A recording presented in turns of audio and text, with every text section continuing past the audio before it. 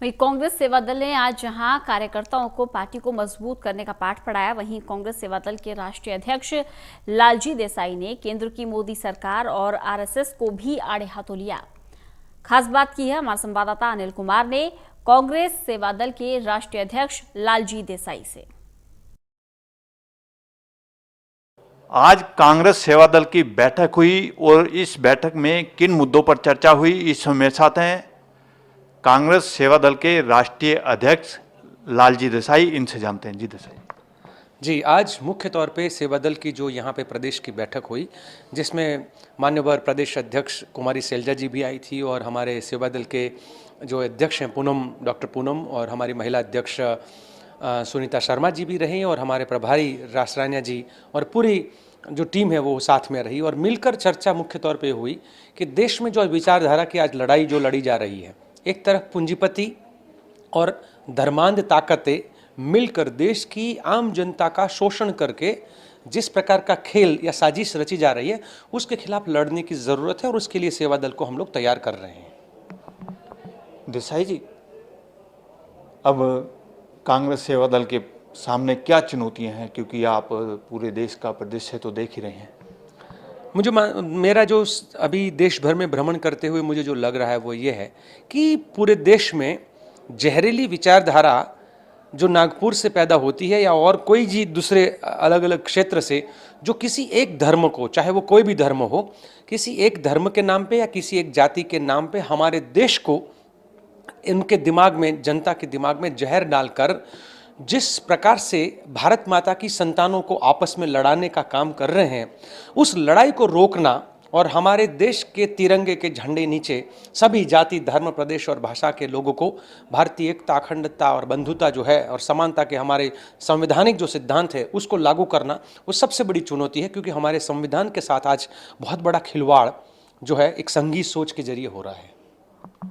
देसाई, इस समय देश में जो है भाजपा का शासन चल रहा है और आपने कहा है कि इसके पीछे जो है आरएसएस है मेन, और ये आप आरएसएस की जो है अचीवमेंट देखते हो या कांग्रेस सेवा दल कहीं ना कहीं कमज़ोर हुआ है?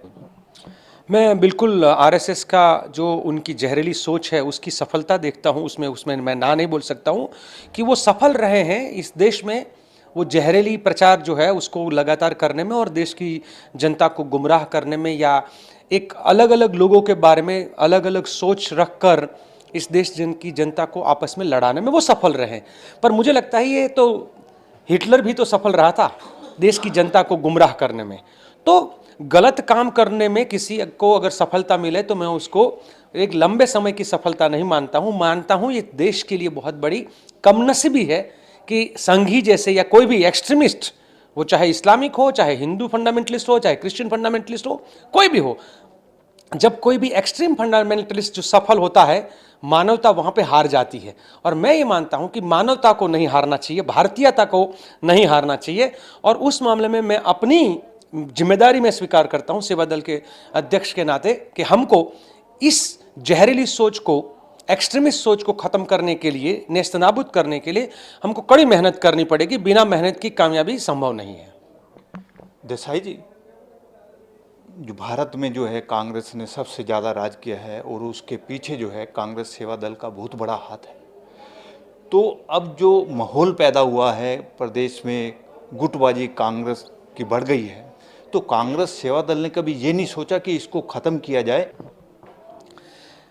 देखिए, एक गुटबाजी वाला जब बात है ना, जब भी कोई पार्टी जब शासन में नहीं होती है ना, तो उसके गुटबाजी के बारे में बहुत चर्चा होती है। मुझे लगता है सबसे ज़्यादा खतरनाक गुटबाजी तो आज भारतीय जनता पार्टी में हो रही है, उसके बारे में चर्चा भी होनी चाहिए। यहाँ चुन के कोई और आता है, मुख्यमंत्री कोई और बन जाता है, और ऐसा भी झारखंड में भी हुआ था। हरियाणा की जनता पर खट्टर को तो थोप दिया गया है। अब एक बात होती है कि गुटबाजी की, जब हम डेमोक्रेसी में, गुटबाजी हर बार खराब नहीं चीज़ है, क्योंकि आपको अपने व्यू को रखने के लिए आप अलग अलग रूप से ग्रुप डिस्कशन करना, जैसे कहते हैं पार्टिसिपेटिव प्रोसेस में group discussion is very important. तो मुझे लगता है कि कांग्रेस में वो आज़ादी है कि अपनी बात हर समूह रख सकता है। आज आरएसएस के मुखौटा वाली बीजेपी में वो आज़ादी नहीं है, जहां पे एक व्यक्ति की आवाज़ होती है और बाकी सबको हाँ में हाँ। तो मुझे लगता है कि देश को आज़ादी वाला डेमोक्रेटिक संगठन चाहिए कि तानाशाह वाला ऑटोक्रेटिक संगठन चाहिए, वो भी तय करना पड़ेगा। चुन के हम किसी और को भेजते हैं, निर्णय नागपुर से होता है। कम से कम कांग्रेस में मैं कह सकता हूं कि जिनको चुनकर भेजते हैं वो लोग मिलकर निर्णय करते हैं। देसाई जी, जिस तरह इस समय देश में किसान आंदोलन चल रहा है और दूसरी तरफ संसद में एक बिल पारित हुआ है, उसको कांग्रेस कैसे देखती है? देश के तीनों जो कृषि कानून हैं, ये मूलतः गुजरात के जो निकले हुए, वहाँ से सत्ता में आए हुए नरेंद्र भाई मोदी और अमित शाह, मतलब वो कहते हैं हम दो और फिर उनके हमारे दो, जो अदानी और अंबानी जैसे लोग हैं। मूलतः ये मैं कहता हूँ कि इनकी पूंजीपति वाली सोच है, रिलीजियस फंडामेंटलिस्ट हैं और पूंजीवादी लोग हैं, जिसमें साम्राज्यवाद का कॉन्सेप्ट है उनका। तो ये साम्राज्यवाद को, सामंतवाद को बढ़ावा देने के लिए, पूंजीपतियों को आगे करने के लिए, उनके मुनाफे के लिए किसानों को बर्बाद करने के ये तीनों कानून हैं। और भारत की जनता की जो अन्न का समस्या है उसको बहुत गहरा और हो जाएगा। और हम लोग पूरे दुनिया में लगता है कि अगर ये कृषि कानून लागू होगा तो भारत के किसान बर्बाद होंगे, भारत के उपभोक्ता बर्बाद होंगे और हम दुनिया के सामने अन्न के लिए कटोरा लेकर जाने की नौबत दोबारा शुरू हो जाएगी।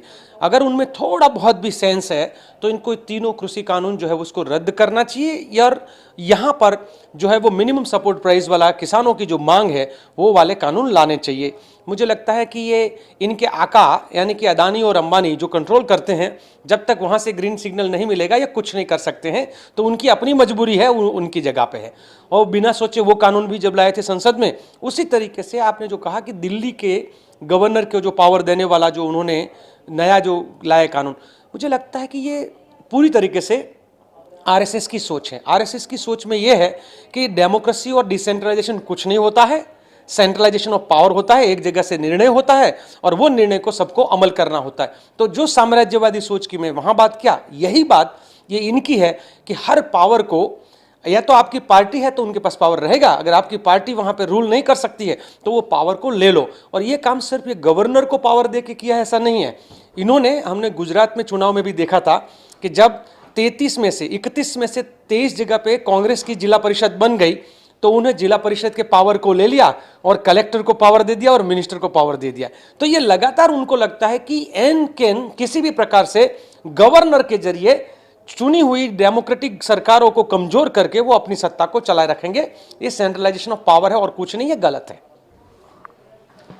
ये थे मेरे साथ कांग्रेस सेवा दल के राष्ट्रीय अध्यक्ष लालजी देसाई। इन्होंने आज जहां कांग्रेस को मजबूत करने के लिए कार्यकर्ताओं को पाठ पढ़ाया, वहीं केंद्र की मोदी सरकार और आरएसएस को भी निशाने पर लिया। Anil Kumar, total news, Chandigarh.